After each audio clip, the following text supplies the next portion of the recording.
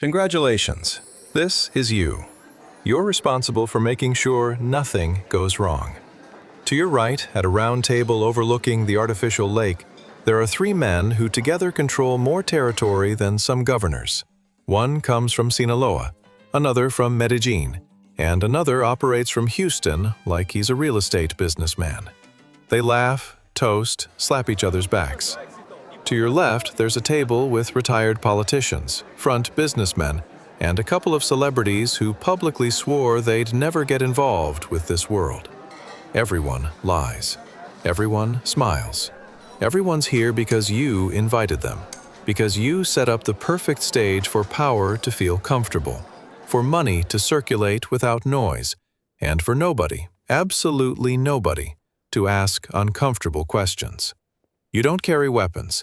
You don't move product. You don't give those kinds of orders. You organize parties. That's how simple it sounds. That's how complicated it is. Because organizing parties, for the most wanted people from 3 countries, isn't a decoration job. It's a survival job. And tonight, while everything sparkles, while meat is served on imported plates and tequila flows like water, you feel something you've been feeling for months. A knot in your stomach that won't go away. A premonition that whispers in your ear every time you close your eyes. That this can't last. That beautiful things built on rotten foundations always collapse. You need to know how it started. Because nobody is born organizing parties for narcos. Nobody grows up dreaming of this. You grew up in a neighborhood in eastern Mexico City, one of those where the bus comes every 40 minutes and the sidewalks have been broken for as long as you can remember. Your mom, Doña Lucia, sold tamales on the corner of a market. She got up at 4 in the morning every day without exception, without complaining, without asking for anything, with cracked hands and a back bent from the years. Your dad left when you were 7. There was no goodbye, no explanation, just a half-empty closet and your mom crying silently one night that you pretended not to hear. You had a younger brother, Adrian, 3 years younger than you, with a huge smile and an absurd ability to draw. Adrian was the talented one in the family. You were the one who solved problems. From when you were a kid, you learned that in your world there were 2 visible paths. Work twice as hard to earn half as much, or look for shortcuts that always cost something that couldn't be paid with money. You chose to work. At first. At 15, you got a job at a catering company. You carried tables, washed dishes, arranged chairs and event halls for weddings, quinceañeras, and baptisms. The owner was named Don Fermin, fat man with a mustache who yelled a lot but paid on time. Don Fermin taught you something that would change your life. The perfect event isn't the most expensive one. It's the one that makes people feel important. That phrase was engraved in you like an invisible tattoo. You learned fast. At 17, you were already coordinating small events on your own. At 19, you were handling complete weddings, from vendor logistics to the DJ's playlist. You were good. You were very good. You had a natural eye for details, for anticipating problems before they existed, for reading people and giving them exactly what they wanted before they asked for it. But being good in Mexico doesn't always cut it. You made just enough to help your mom, and so Adrian could stay in art school. There was never anything left over. There was never anything left over. The door opened on a Saturday in November. You were setting up a birthday party at a residence in Las Lomas. The client was a man everyone called El Licenciado. Impeccable suit, watch that cost more than your entire apartment, soft voice, perfect manners. El Licenciado watched you work all afternoon without saying a word. When the event ended and the guests left, he approached. "I like how you work," he said. "You don't ask too much. You don't judge. You don't talk. That's worth a lot where I operate." He offered you a job. Organize a private dinner for 20 people. The pay was 10 times what you made in a full month with Don Fermin. 10 times. You asked what kind of dinner. He answered with a smile. a dinner where discretion is the main course. You accepted. Of course you accepted, because you had your mom, with destroyed knees from carrying so many pots, because Adrian needed expensive materials for his art projects, and because when you're poor and someone puts bills in your hand, morality becomes a luxury you can't afford. That first dinner was at a hacienda in Cuernavaca. You arrived with your team, set up everything with your usual precision, and then you realized who was sitting at the table. They weren't ordinary businessmen. They weren't normal politicians. They were names you'd heard on newscasts, in corridos, in conversations people have in hushed voices when they don't want to be heard. That night you served imported steak, French wine, and artisan dessert to people who appeared on most wanted lists. And you did it perfectly, without a single mistake, without a glass out of place, without an extra glance. El licenciado looked for you the next day. "I'm impressed," he said. "I want you to work with me permanently." He offered you a monthly salary that made you swallow hard, a new apartment, a car, private health insurance for your mom, paid school for Adrian, all in exchange for one thing: absolute loyalty and total silence. You said yes, and with that yes, your life changed color. Not all at once, but gradually, like when the sky darkens and you don't realize it until it's already night. The first months were a kind of accelerated dream. You organized dinners in Guadalajara, parties in Monterrey, meetings at huge ranches in Durango and Chihuahua. Each event was bigger, more luxurious, more secret. You learned to handle coded guest lists. You learned to hire famous musicians who charged in cash and signed confidentiality agreements. You learned to coordinate armed security without it looking like armed security. You learned to decorate spaces so people would forget where they were and who they were with. Tell us in the comments from what country and from what neighborhood you're watching us from, because this story touches nerves that feel the same in many places. Your material life transformed. You went from a shared room to an apartment in La Condesa, from flea market shirts to brand-name clothes, from packed buses to tinted trucks. Your mom stopped selling tamales. Adrian entered a private design university. For the first time in your life, the word scarcity disappeared from your vocabulary. But other words came to take its place. Words like paranoia, like debt, like trap. El licenciado turned out to be the financial liaison for a man the press called El Ingeniero, one of Mexico's most wanted capos with direct connections in Colombia and operations in the United States. El Ingeniero never appeared at the parties.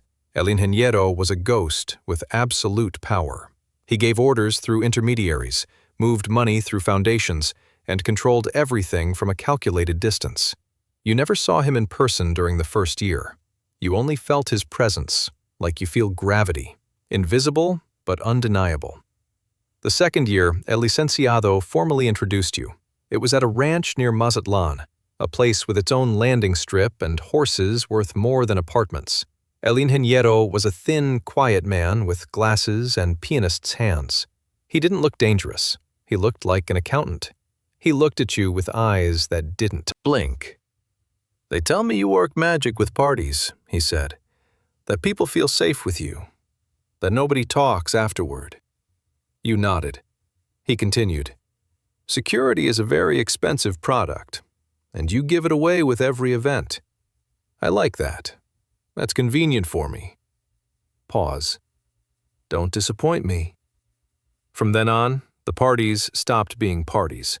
They were operations. Each event had a visible layer and an invisible layer.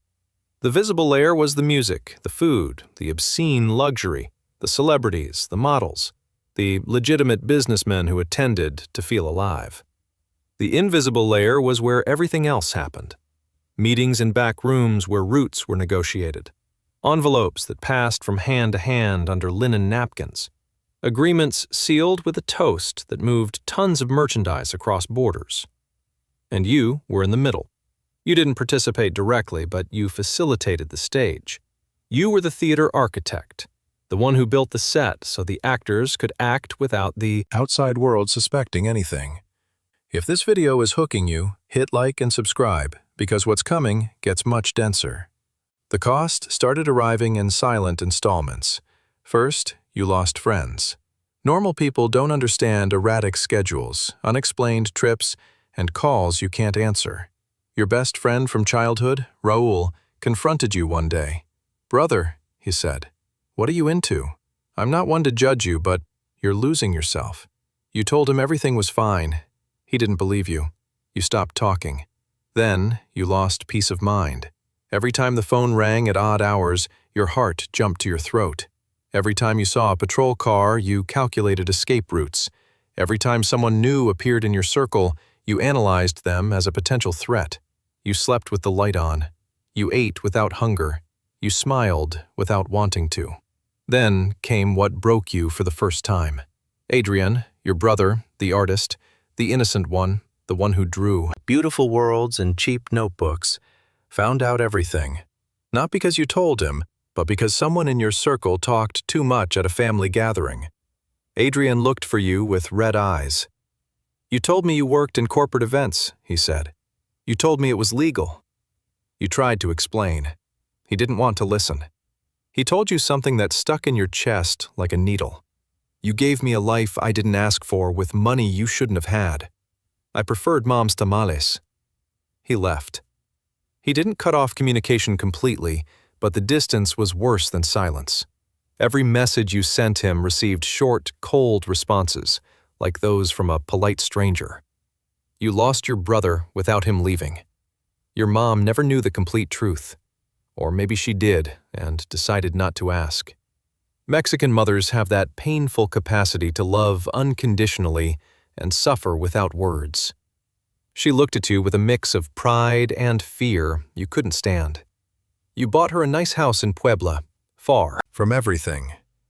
She accepted it, but never took down from the living room the old photo of the three of you in the tiny apartment, as if reminding you where you came from and what you left behind. The third year was the definitive ascent and the beginning of the end. El Ingeniero expanded operations. The parties were no longer just in Mexico. He sent you to Miami to organize a reception in a penthouse overlooking the ocean. There you met the Colombian contacts, men with Paisa accents who talked about business like they were talking about the weather. Calm, smiling, lethal. The leader of the Colombian group was named Don Aurelio, an older man with gray hair and green eyes who treated you with exquisite courtesy.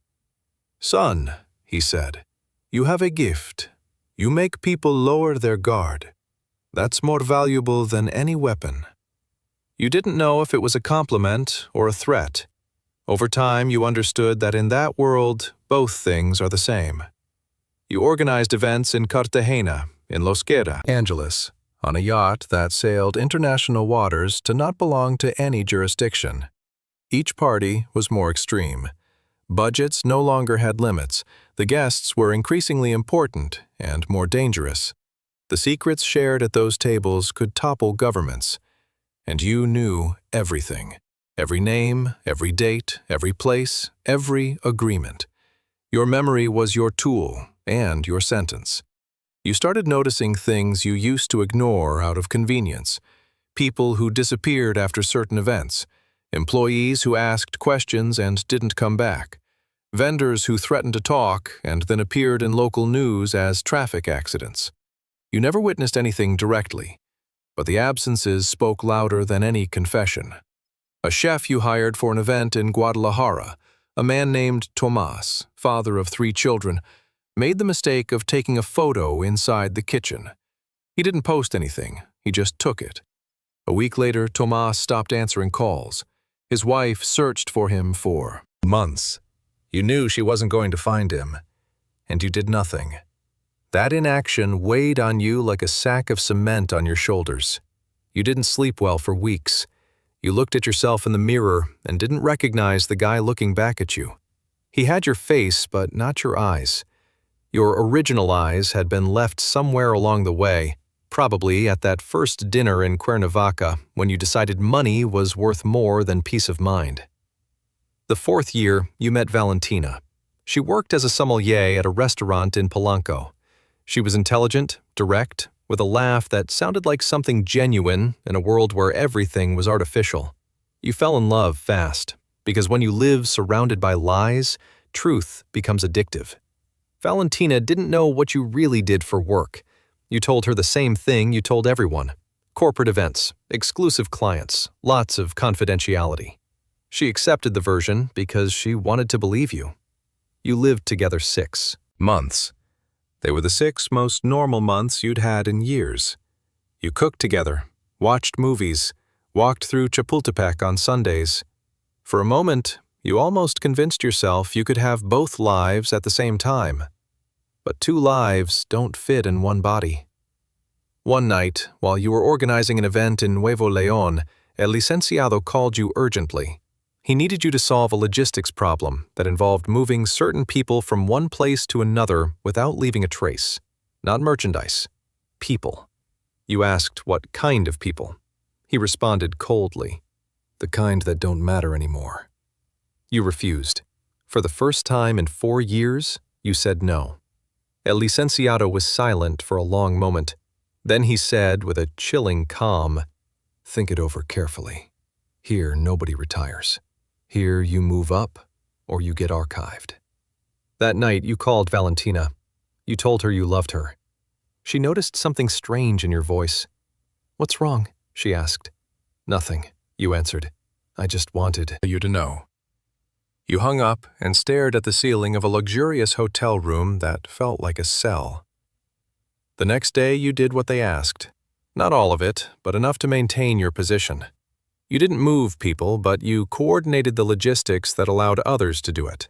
The difference between doing something and facilitating something being done is a line so thin it only exists so your conscience can breathe one more second. The 5th year was a whirlwind. More parties, more countries, more money, more paranoia. El Ingeniero became more cautious. He changed locations every week. Events were organized with 48 hours notice maximum. Phones were destroyed after each use. Security tripled. Something was changing. The air smelled like pursuit. The Colombian contacts stopped traveling to Mexico. The Americans closed operations in 2 cities. Someone was talking. Someone always talks. You knew too much to feel safe, and too little to be able to negotiate an exit. You were. The man who knew every name from every party from every year. You were the living archive. And in that world, living archives are the first ones they want to close, either by those on the inside or those on the outside. Valentina left you on a Tuesday night. There were no screams, no drama, just a suitcase at the door and a phrase that split you in 2. "I don't know who you are," she said. "And I think you don't either." She left in a taxi. You were left with the empty apartment, with the loudest silence you'd ever heard, and with the certainty that she was right. A month later, at what would be your last big party, everything seemed perfect. It was at a huge property on the outskirts of Querétaro. 300 guests, 3 famous musical artists, food for an elegant army, military-level perimeter security, lights that turned night into day. You supervised everything from an improvised control room with screens showing every corner of the property. Everything flowed. Everything sparkled.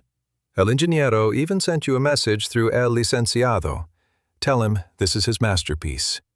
At 11 at night, when the party was at its highest point, when the music was playing loudest and glasses were being raised in endless toasts, you heard a different hum. It wasn't the music, it wasn't the generator, it was a helicopter. Then 2, then 5. The exterior lights went out suddenly, and other more powerful ones turned on from above. White lights that turned everything into a surgical theater.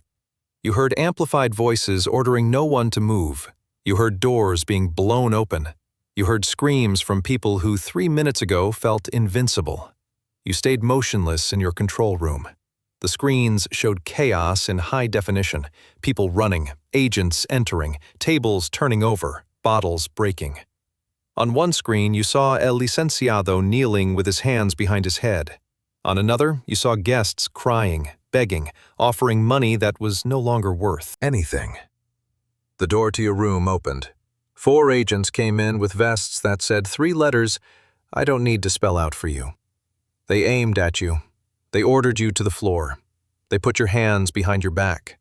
You felt the plastic handcuffs closing, and in that sound, you heard the summary of your entire life. A click, a closing, an ending. They walked you out between rows of detainees. You passed by tables you had decorated hours before. You stepped on flowers you had chosen. You saw broken glasses you had ordered polished.